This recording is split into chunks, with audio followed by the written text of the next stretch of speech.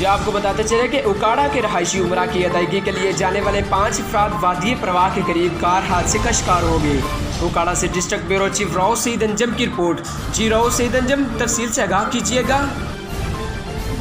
जी, उकाड़ा car रहायशी उमरा की अदायगी के लिए जाने वाले 5 अफराद वादी प्रवाह के करीब कार हादसे का शिकार हो गए। हादसे में 3 अफराद मौका पर ही जान बहार। उकाड़ा फरीदाबाद गुलजार पार्क के रहायशी जावेद, इसकी जोजा रजिया, 2 बेटे अली असद समेत एक नामालूम औरत हादसे का शिकार हुई। हादसे में जावेद, इसकी जोजा रजिया और बेटा अली मौका पर जान बात हो गए, जबकि असद और नामालूम औरत शदीद जख्मी। कैमरामैन टीम के साथ Rao Saeed Anjam, district bureau chief, Ukada. जी, वो साले उम्रे के लिए गए हुए थे तो रास्ते में मदीने के करीब उनका एक्सीडेंट हो गया। आज सुबह में तकरीबन 8:30 बजे पता लगा है तो तीनों की डेथ हो गई है। एक जो है वो कि मदीने के किसी हॉस्पिटल में एडमिट है, हमें नहीं पता चल रहा है कि कौन से हॉस्पिटल है।